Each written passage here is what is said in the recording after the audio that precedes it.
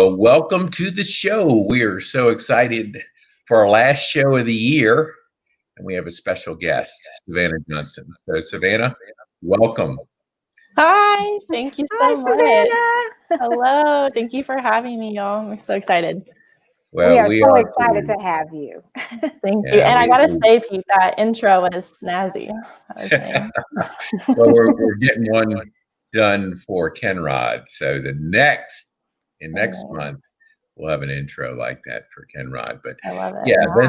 this is a topic I love personally, and I'm so glad that Kelly was able to get you on the show so we can dive a little deeper into it. And I know with everything that's going on with COVID and social distancing and all that, it's a topic I think our listeners will get a lot of insights from. Yeah.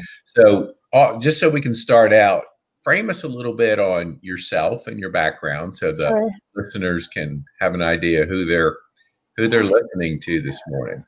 Absolutely. Thank you. Hi, guys. So I'm Savannah Rose Johnson. I'm here in Atlanta in the Marietta location.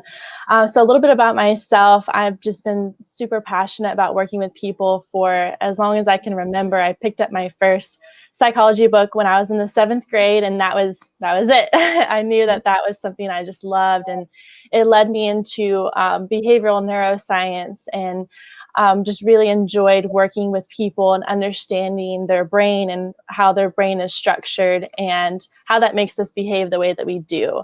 And so just kind of following my passion with that, just really super focused on what I wanted to do. I kind of started out, I actually left my high school a year early to do full dual enrollment at the University of North Georgia, which was a great way to kind of get my feet wet in the college experience. And then I went to Kennesaw State University for a couple years and then ended up transferring to Oglethorpe University to finish out my undergrad.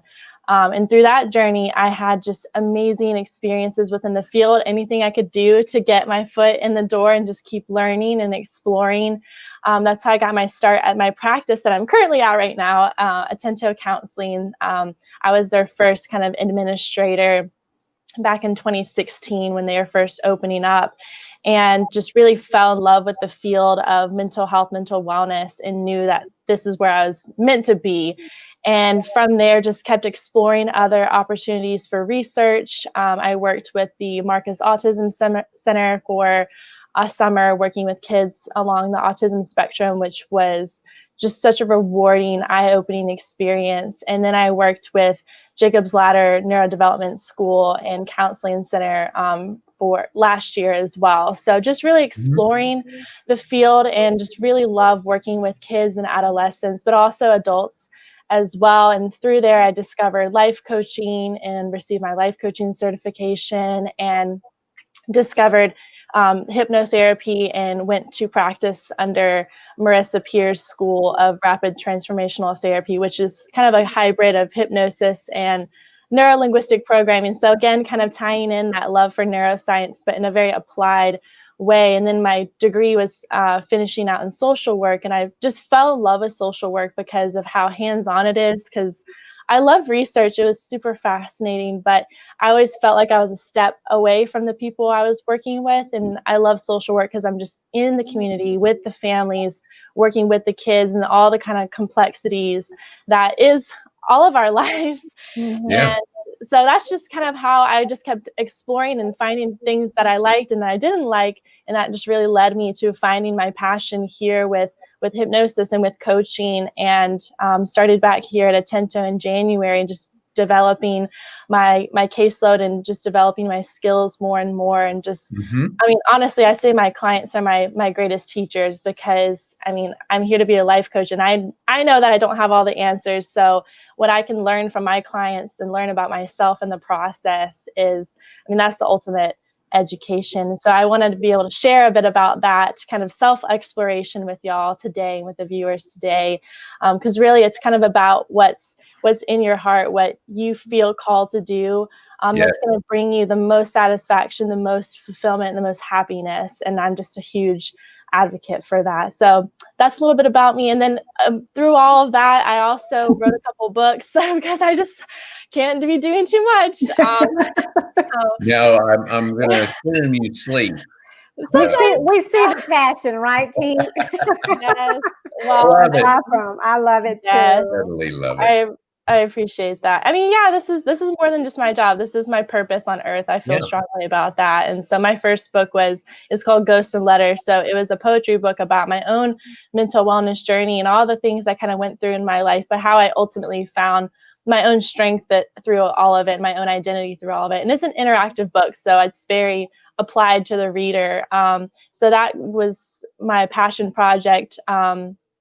Last what year is it, 2020? Gosh. So that was my project Mhm. last year, and then this year I released my second book, which is called Wealth and Worth, and it's financial focus for money, power, and finding your purpose. And that book was just because I felt called to help people, especially in the younger generations, not only understand the importance of saving money and managing your money well, but just why you should, like how it actually helps you out, because I feel like there's a lot of contrast in the culture surrounding us, whether it's with social media or anything else, Yeah. about telling us that we need the next latest and greatest thing in order to be happy. But really, Right. it's beyond that. And so it's a very kind of down to earth way to explore financial literacy, but also kind of find your place in the world and how you can make a difference, and how there's nothing wrong with loving money. It's essential to live, but also Yeah. how can you use that to make a difference in the world as well. So that is me in a nutshell for you. Oh, Thank that's you, awesome. I agree. Savannah. Thank you. Perfect. Let me just jump in and Yeah, just absolutely. for our viewers, Savannah's conversation with us today is really about mental wellness and a holistic approach. We recognize that 2020 has not been the easiest year for any of us. We've been going through this pandemic. Some of us have gone through life changes as a result of it, but we want to be able to step back. It's December. We're bringing 2020 to a close. And how can we be reflective in this moment about what are the things that we value the most? How can we take better care of ourselves starting today and spring forward in a positive way for 2021? And Savannah is here. As you can see, she's so passionate about this work of mental wellness. And so we really just want to be able to give her an opportunity to share with us some steps that can help all of us move forward in the best way possible. So Savannah, we're glad to have you. Thank you. Yes, and just how Dr. G was telling us, when COVID struck, what was working for a lot of us when it comes to feeling grounded, feeling balanced, really kind of got taken away from us, for lack of better words. And not only was COVID a viral pandemic, but it was a mental wellness, a mental health pandemic as well, because you had so much anxiety coming around and depression coming around and substance abuse and domestic abuse. And it really flipped a lot of us on our heads, because there's so much out of our control. And really, when it comes to our own kind of mental wellness, it really comes down to what can we control and what can we not control. And so really, I have an expression that I share a lot with my clients, and it's, how can you tune out the world and tune into you? Because when we are Mm. flooded with media, flooded with news, constant, it's so much for our brains to process. And really, Mhm. when it comes to your brain, every thought that you have, every bit of information that you consume releases a chemical reaction. And that can be good chemical reactions, or Yeah. it can also be the stress chemical reactions. And in this day and age, especially with the pandemic and the constant bombardment of news, and sometimes not really knowing when to turn it off. And don't even get me started about the election news and drama. So there's a lot going on with just 2020 in general. Yeah. And it was just so much for us to take in. And then when we don't have the tools anymore to cope with it all, it really leaves us feeling helpless and feeling overwhelmed and feeling out of control. And that's kind of where those mental challenges can kind of pop up. There's just is nothing wrong with you and who you are as a person if you experience anxiety or depression or anything of that sort. it's an adaptation. It's just your brain's way of trying to keep you safe, trying to keep you feeling in control in some kind of way. But sometimes it can backfire on us a little bit. And so just some advice that I have, if you're feeling that anxiety, feeling any kind of depression or just sadness or just feelings that you don't understand, is one, you don't have to figure out the feelings, because logic and emotion are very separate. And sometimes we can all day be talking about like, well, this is going well in my life. This is going well in my life. Why am I still feeling sad? And sometimes there's no rhyme or reason to it, but really it's your feelings that come up is really your body's way of trying to get your attention. So if you think about notifications that come up on your phone, it's a message trying to let you know something. So if your feelings are coming up and you're feeling some kind of way, you don't have to go down a rabbit hole of trying to figure it all out in one day. Really, all you have to take that feeling for at face value is it's time to show yourself some love. It's time to take a break and to not consume any more information. And because again, really, everything that we consume, we have to process. And in this day and age, especially, there's a study that came out. I can't remember who did it. I want to say it was Stanford, but it was a university study of the amount of information that we consume on a daily basis right now is more than someone in the early 1900s. So think even your grandparents essentially is more than they would have consumed their entire lifetime.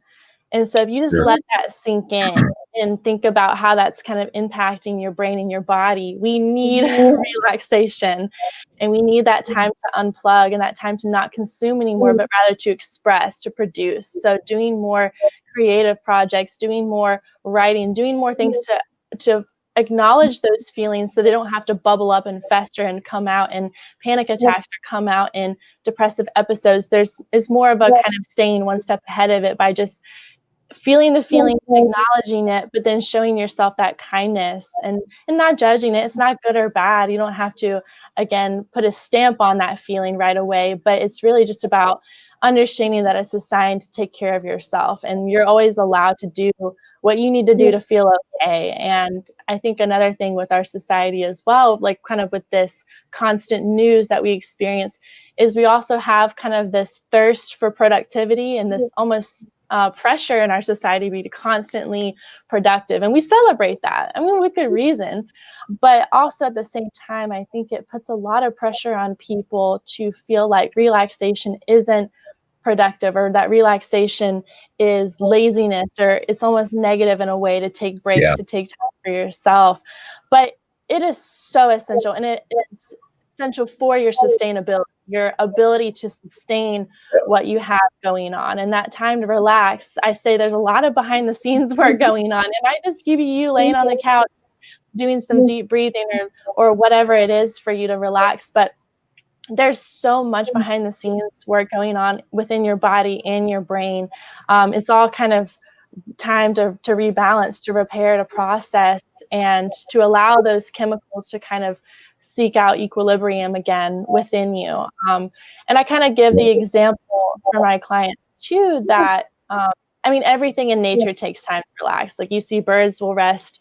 You see probably your dog at home will just nap, and while you have the TV there and you're like, how is that dog napping right now or whatever?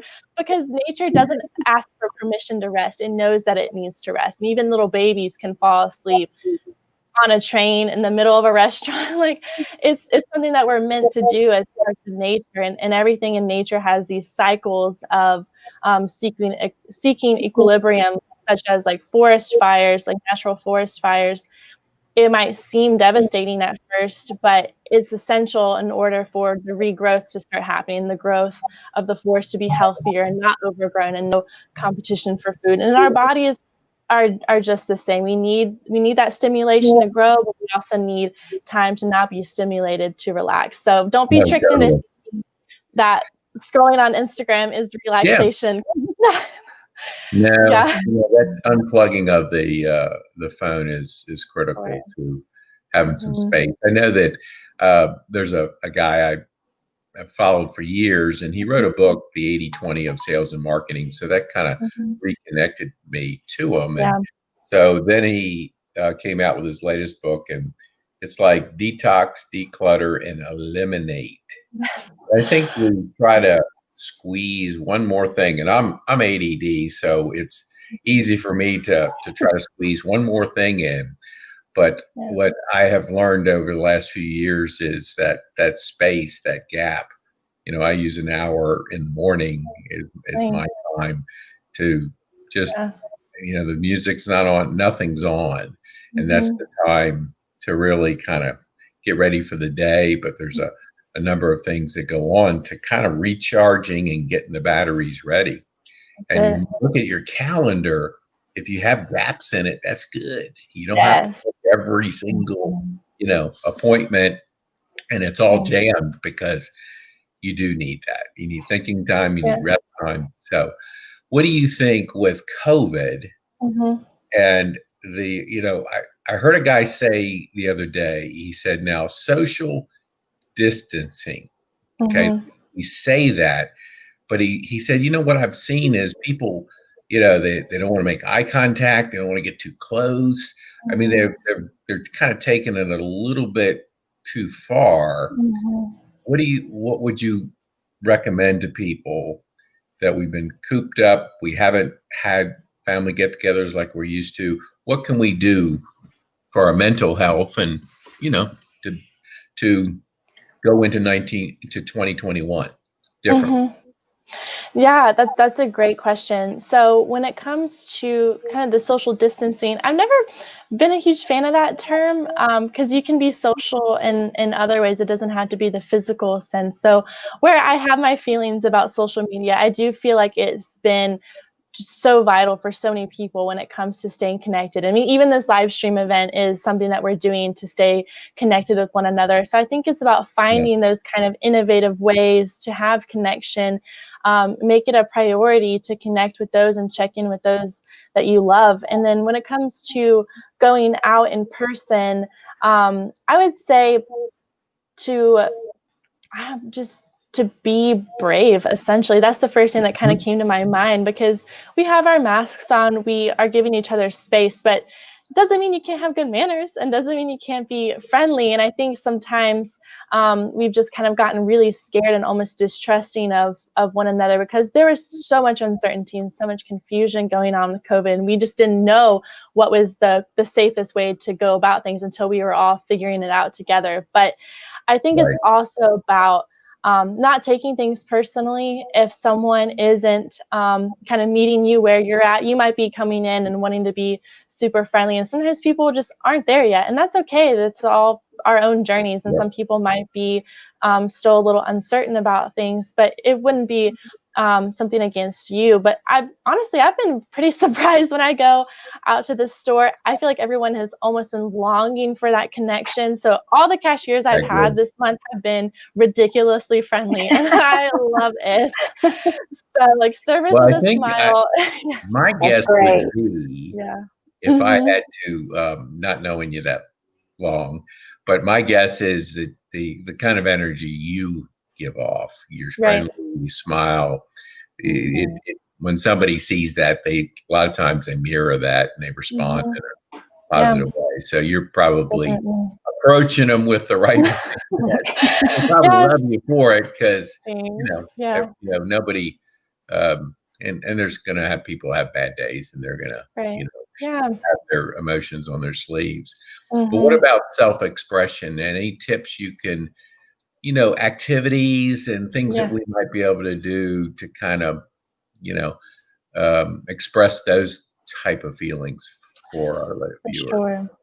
Yeah, when it comes to self-expression, I always kind of tell people that think about what you did when you were a little kid, before you kind of started to even pick up on the social things like, oh, well, you should be playing with these kind of toys, or you should be doing this.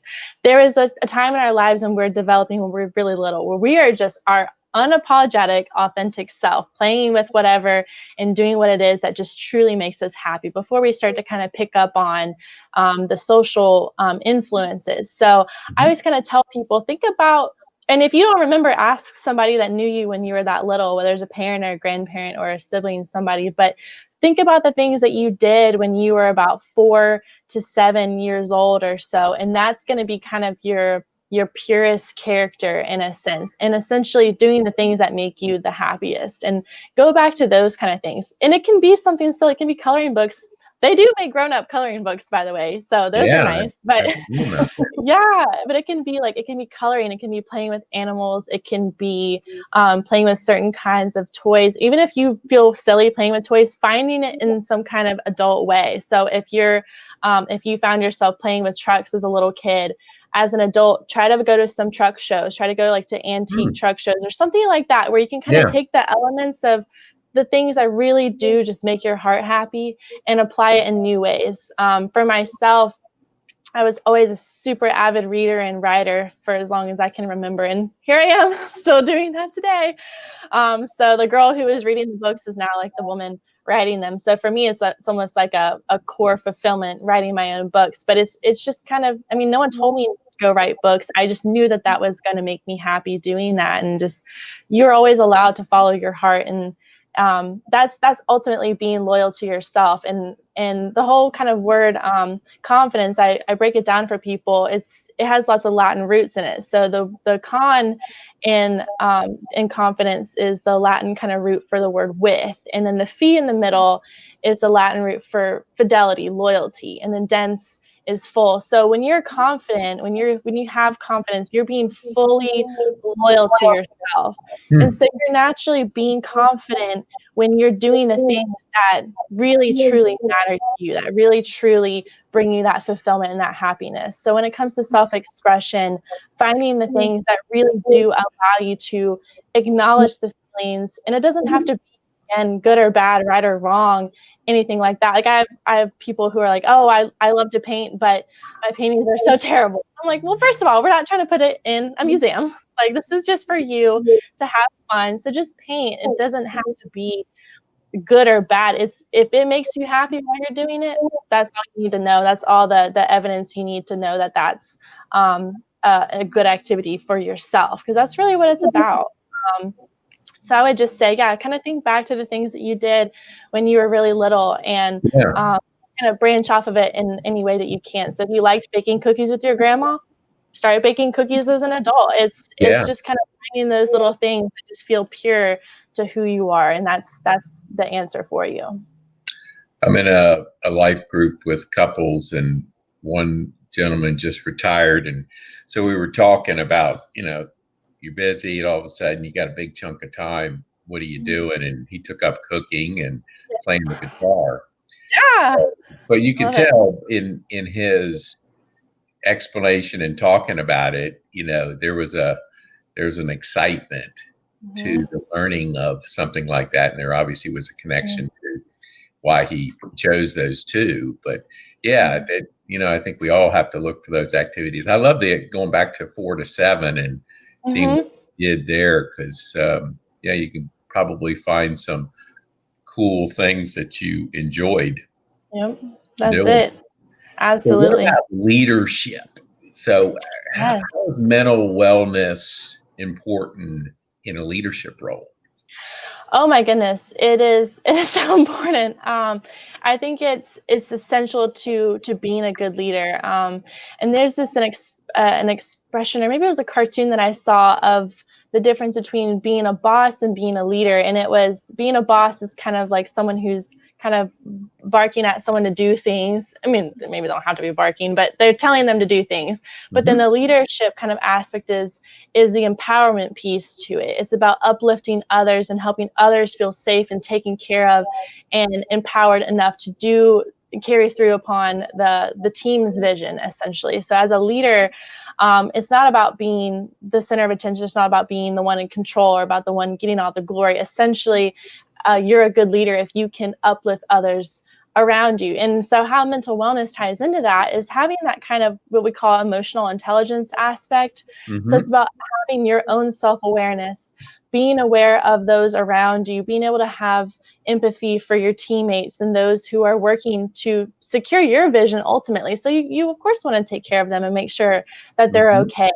And it's also about making sure you can take care of yourself too. And And if you're running on empty, feeling like you have all this pressure and duty as a leader to take care of everything, ultimately you're going to be running out of steam, and you might start to get grouchy. You might start to lose motivation.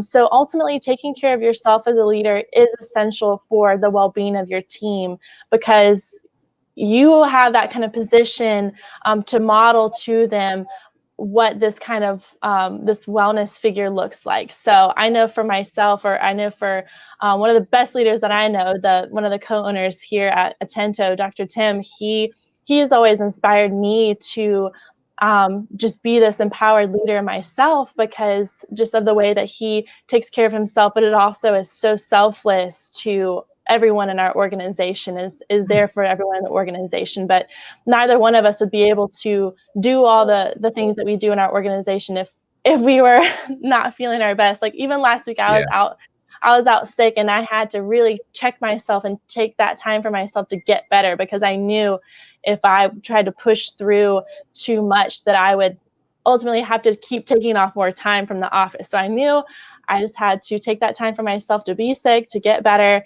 And now here I am, all good and fine.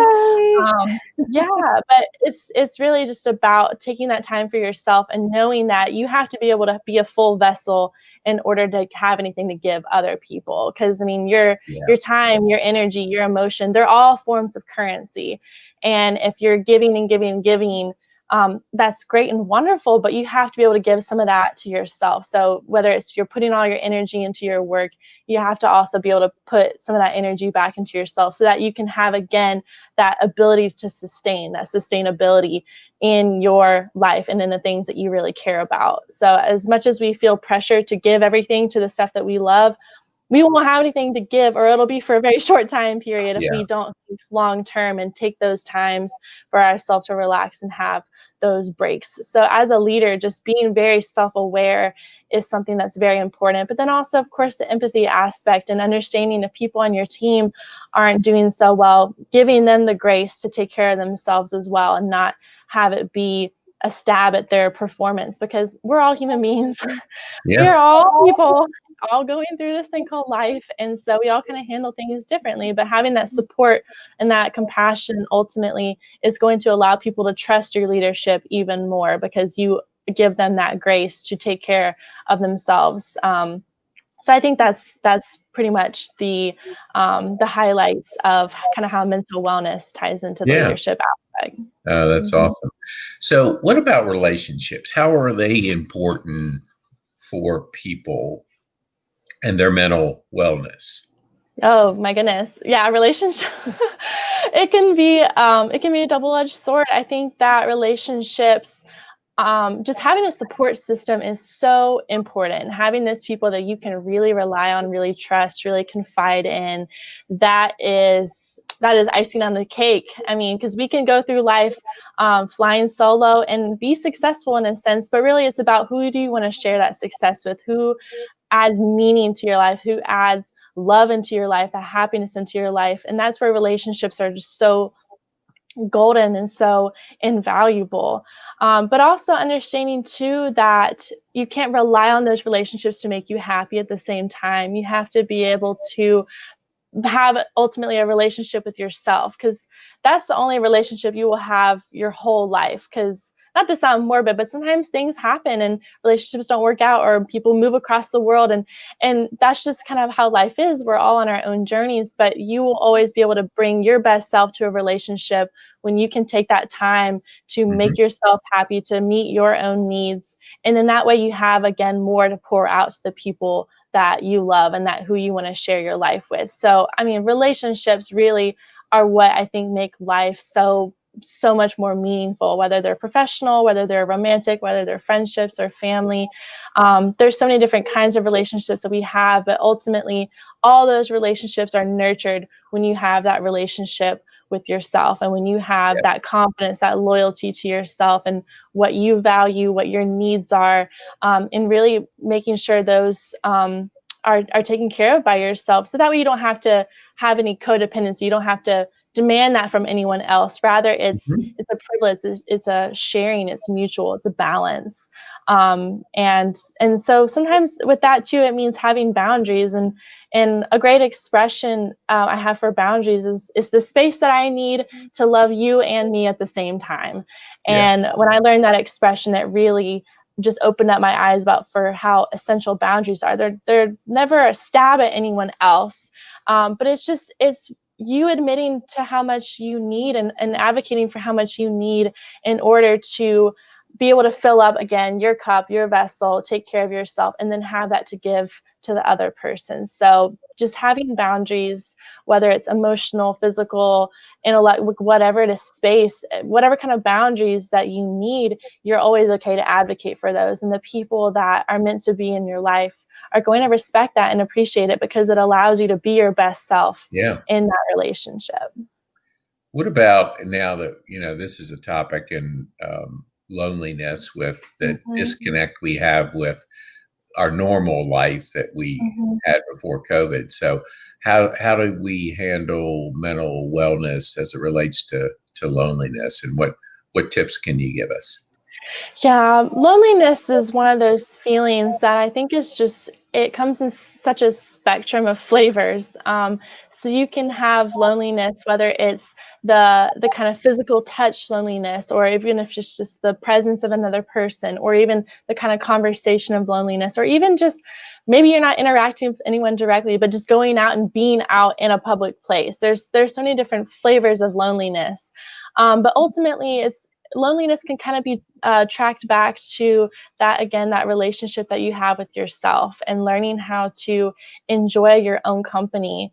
And it's okay to want other people's company all day long. I'm not saying that's a bad thing, but sometimes when you need other people's company, it can make you a little more subject to loneliness, because you haven't really discovered that relationship with yourself, or nurtured that relationship with yourself in order to meet your own needs, in a sense. But I think when it comes to tips right now, especially with if you're having to stay indoors and quarantine, or just even kind of getting back into interacting with other people in person, that kind of loneliness comes from, I think, forgetting as well the human condition, and understanding that it's okay to feel lonely, that it doesn't need to be a shameful thing. And I think also sometimes comparison has a lot to do with loneliness. Like if we see people on social media all hanging out in a group, or doing these fun activities, it can make us feel lonely. It's kind of a little a ping in our heart, in a sense, that we miss being around people that we love. And so I think that trying to become more creative with how we can connect with others, whether it's having more FaceTime calls, just calling in general, texting people, it's that kind of connectivity aspect of reaching out to those that you love. And if you're feeling lonely, don't wait for someone to connect with you. You sometimes need to, again, be brave and take that step, and have that courage to be a little vulnerable, to say, hey, I miss seeing you, I miss talking to you. And sometimes that can make us feel a little vulnerable. It can make us feel a little open, that we're Mhm. feeling that way, to admit that. But again, the people that are really meant to be in your life will come through. And then there's also all kinds of stuff online right now, helping with loneliness. Like, I'm a huge fan of Reddit, and so I'm always on Reddit sometimes if I'm feeling like something that's just kind of unique to my situation. I'll go on Reddit and I'll post about it, or find other posts about it, and find like 300 people that are all going through the same thing as me. So I think that is one thing that the internet has been just very beneficial for, is being able to connect with people worldwide, and so you don't actually feel alone in what you're going through. Yeah. Um, and so it's okay to feel lonely, but know that you're not actually alone in your loneliness. So it's kind of a comforting thing to understand that loneliness is part of the human condition, because we're Yeah. social creatures. So it's definitely a challenge. I know my mom, she's 90, and she had a Mhm. bout, and they diagnosed it with the lonely heart syndrome. Mhm. And the disconnect. She was Yeah. bridge and bunco and lunch Mhm. and all the Yeah. activities with her friends. And then I think out of her group, the doctors said like three of them they didn't recommend they, go back to those activities. So Mhm. she's disconnected from those activities that she enjoyed. And, they actually said that this is a main reason why she had the bout was because of that lonely heart syndrome. So I think It's the a the mhm. older the older population, because of the sensitivity, or I guess the COVID and what it can do Mhm. to an older person's body versus, ours, Mhm. is they've probably been more isolated than us, and as a Mhm. result, there's consequences. Right. And with the older communities as well, since technology is not really their cup of tea sometimes, it's kind of taking it back some years and writing letters again. I Mm. feel like my family, especially, we've just been sending each other more cards and more things in the mail. And some of my girlfriends, too, that I haven't been able to see this year, we'll just send each other things that we see on Amazon that we might like. I'll just be like, hey, girl, you're going to get a package in a couple days. It's like, this is me sending my love to you from Oh, that's afar. great. So yeah, it's just about kind of getting more creative and picking up snail mail because I mean sometimes you can express more in a letter and I think that even is a nice gesture for the older generations as well because and you can print out photos and include those in the envelope as well. But it's the gesture itself that you took that 5 minutes, that 10 minutes to write them a little note, say, hey grandma, I'm doing this, I'm reading this in school. My friend, like, it doesn't matter what's in the card. It's the fact that Yeah, you did that and that you're thinking of them. And it goes such a totally. long way. And Absolutely. the effort that it takes to actually write it, put it in an envelope, and mail Mhm, it, there's a lot mhm, that goes into that. mhm. Savannah, could you talk a little bit about your counseling center for those families out there that may Yes, be interested in it? I definitely don't want to lose an opportunity to do that because for we want, sure. although the Kennrod mission is to focus on college and career readiness for students, Mhm. we also understand the importance of making sure that we can take care of our families as a That's whole. it. And Yes. to the extent that we're able to give our families this added resource, Mhm. that would be wonderful. So if you could just share a little bit Sure. about your counseling center, what that could look like for someone who may be interested. Absolutely. So I'm just so fortunate to be a part of Attento Counseling. So we have 4 different locations here across Metro Atlanta in Marietta, in Cumming, in Kennesaw, and in Cartersville. And so when the pandemic happened, because we're mostly an insurance-based counseling practice, but when the pandemic happened, we noticed a lot of people losing their jobs, losing their insurance, and just these really big transitions that really kind of shook a lot of people financially. But we just had the kind of philosophy of where we don't want to turn anybody away when it comes to their ability to pay or even the accessibility factor. So we have built our mental wellness and emotional learning program, which is the link is there at the bottom of the screen. So our MWEL program for short. And so through this program, we have a team of phenomenal clinicians, just all different backgrounds. So whether it's bilingual clinicians for Spanish speaking clients, or whether it's people who are just needing help on the adolescent side, transitions, or whether it's somebody who has experienced an eating disorder. It is a whole spectrum on this team. But bottom line is that everyone is so passionate and able to offer either virtual sessions or in-person sessions.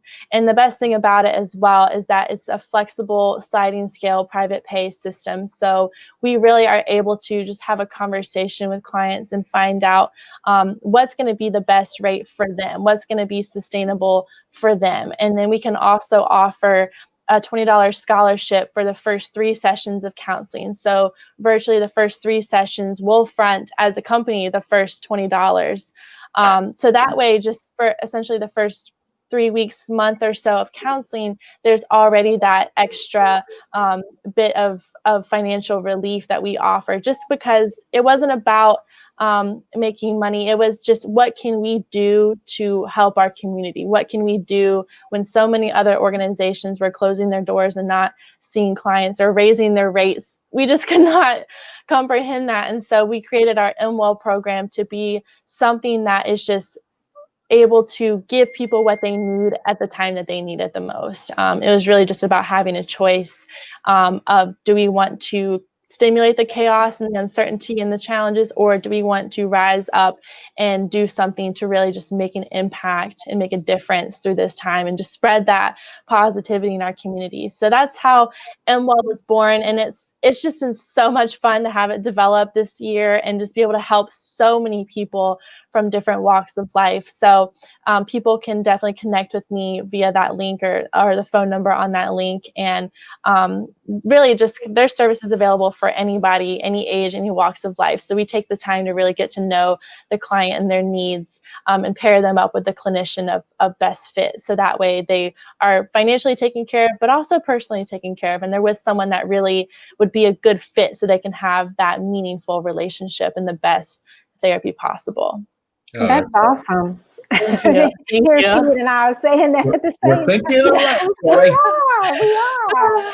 Well, And thank you. when we think about COVID, there has been positive things that have come out of Absolutely. it, such as us being able to be live streaming. This was not something that we had as a part of our original programming, but we knew that it was really essential for us to stay connected to our families. And as a result of COVID and us not being actually able to go out into the community and in the schools, this was a way for us to do that. And so, hearing about your MWell program, it has the same sentiment, so Yes.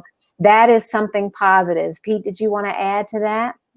Yeah, I totally agree. And I think, we were faced with a unique and different set of circumstances with COVID. So it takes a different approach, and we have to live life with kind of an understanding that, it is what it is. We're in the middle of it, but we have to figure out how to make the best of it.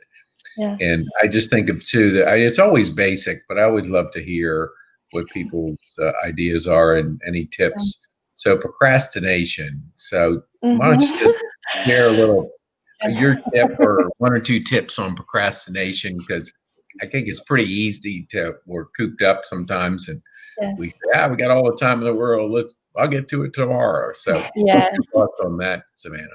Procrastination is one of my favorite things to help people with, because it really boils down to your self-dialogue. And so I have training in what we call neuro-linguistic programming, which is just fancy for words that your brain really likes. And so, because half of our brain is wired for language and the meaning behind language.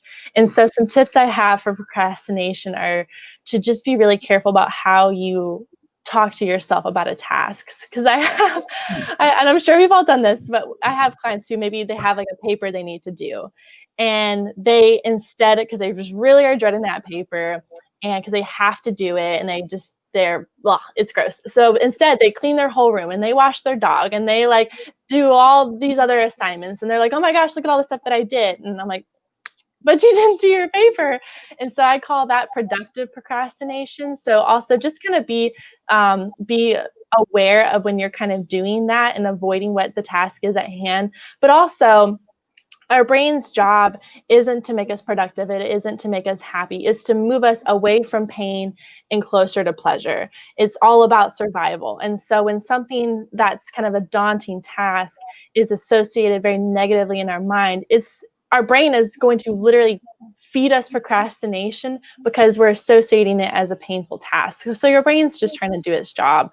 And so with that, understand that you can be the boss of your brain and give your brain those kind of words that kind of almost trick it into doing the task that you need to do. So an example that I give is like the Marine Corps. They will sing these songs while they're crawling through the mud under barbed wire, getting shot at through their training.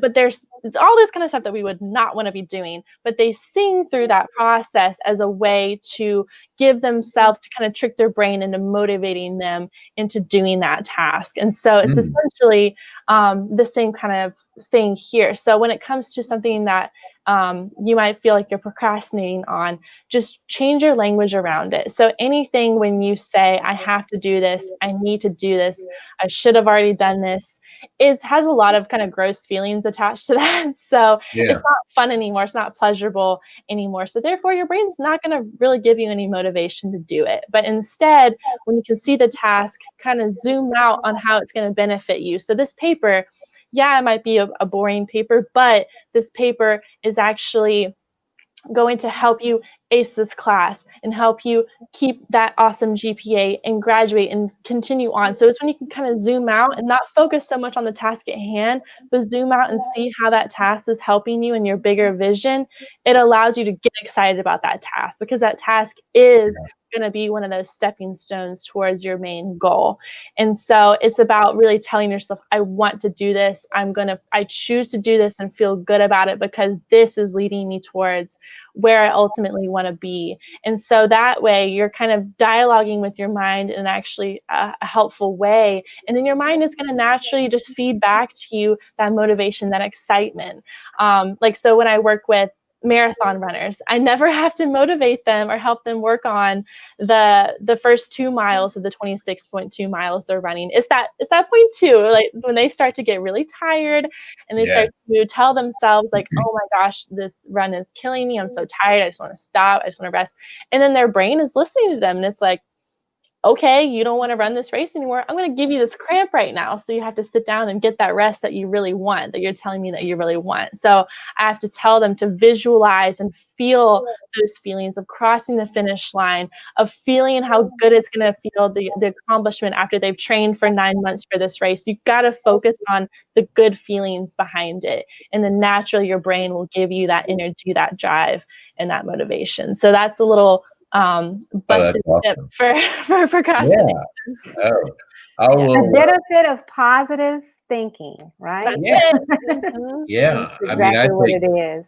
it definitely is. And it's so important, our self-talk and how we, how we talk to ourselves. I'm a golfer, and I love Tiger Woods from the standpoint of what he was able to accomplish. But when you go a little deeper into, the mental part, he was trained at an early age to, get tougher and be mentally tough. And so when he stood on the tee, he knew he was going to win. And he had practiced and prepared both physically and mentally for the task at hand. And when you have that, you know, 9 times out of 10, it's going to come through versus what are the consequences if I miss this putt or whatever the self-talk might be. Well, that's awesome, Savannah. I wanted to kind of circle back to Kennrod, because sometimes when this is our interviews are exciting and we're the viewers are learning so much. I want to bring it back to Kelly here, and let's just share, because this could get into some areas people don't know much about Kennrod. Share with a little bit of the mission and what y'all are doing out there with kids and education and opportunity and success. Absolutely, Pete. Well, as I mentioned earlier, Savannah, our mission is to provide tutoring and college and career readiness opportunities for pre-K through 12th grade students in underserved communities. This is our 4th year. We just celebrated our 4th year as a local nonprofit, here in Georgia. And I just, I am really, really convinced that the more we can do to support our students and our families, the better we will all be. And it's been a change, particularly for us this year, because we have not been able to be in the schools and in the community like we have in the past due to COVID. But, we still have students who are being tutored at our tutoring centers. We have a partnership with Kumon and Sylvan Learning. And so students that are in need of tutoring services can reach out to us or those centers directly for opportunities for them. And then in the centers, they're either doing in-person, virtual, or a combination of both so that they can meet the needs of the students.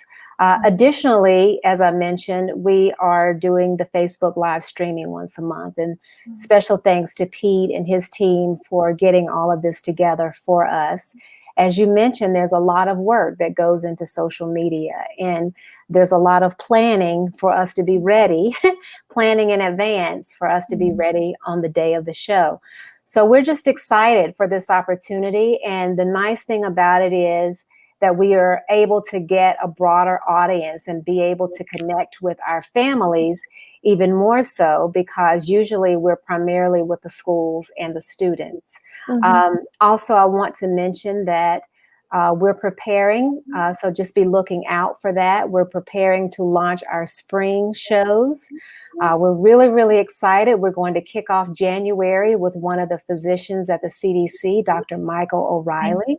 He's going to give us updates because the CDC has been so instrumental in giving all of us guidance on how we can navigate the virus, but also we'll have fresh updates in January for the year, directly from someone who's working in-house. So we're really excited. And then we have others that will be following for the month of February through May, who are also very, very exciting and have a lot to share with us. So Kennrod, our focus really is to be able to bring on practitioners in various fields so that hopefully our students will be able to glean something of interest so that they can even pursue in the years to come for themselves. So we just want to really expose our students, our families, our schools, and the greater community about the work that we're doing and give them any support that they may need individually as well. Awesome. I love it. I love it. Yeah, I just, Savannah, thank you so much. It was a real pleasure. Thank you. To have you here and sharing, your perspective. I love your passion and what you're doing and with your work. So we wish you all the success, and thanks so much for taking the time to come on the show. And we just ask people too, when they see this interview, share it with people that may not know about, how do you handle, mental wellness, and what are some of the ways we can overcome some things that are challenging in our lives. And with Kennrod, we want more people to know about the good work they're doing there and how you might be able to assist, whether you're, help us as a volunteer or financially, you're putting some dollars to the cause of really broadening our scope in education and removing the barriers. Want to wish everybody a Merry Christmas and a Happy New Year. And we're so excited that next we have, I'll bring it up on the screen here, Kelly has got Dr. Michael O'Reilly coming next week. It'll probably be, it's always on a Wednesday, so it'll be on the second or third Wednesday at 10 o'clock. And we'll have some information on that on Facebook page and Instagram and some other channels so you can know when to tune in. Yes. Thank you so much, Savannah, again for joining us. I noticed at times both Pete and I were taking notes of some things that you said. So totally. Well, let me know how I can help. I'm always happy to help. Just let me know how I can be a resource. Call me, text me, email me. I'm so here for the community. And I mean, this is a privilege just being able to come share today with y'all. I've been so excited. So thank you so much for inviting me. You're welcome. Thank you for being here. And Pete, thanks again. And to our audience, happy holidays to each of you. Yes. One thing, just I love the whole, before you go, and I was kind of negligent in looking at the comments, but while I'm bringing up the comments, tune out the world and tune in yourself. So tune out the world and tune into you. That's where all the answers are. They're in you. They're in you. And I want to bring up, so John, amen to relaxation and the need to take care of self. Yes. So true. Thank you, John.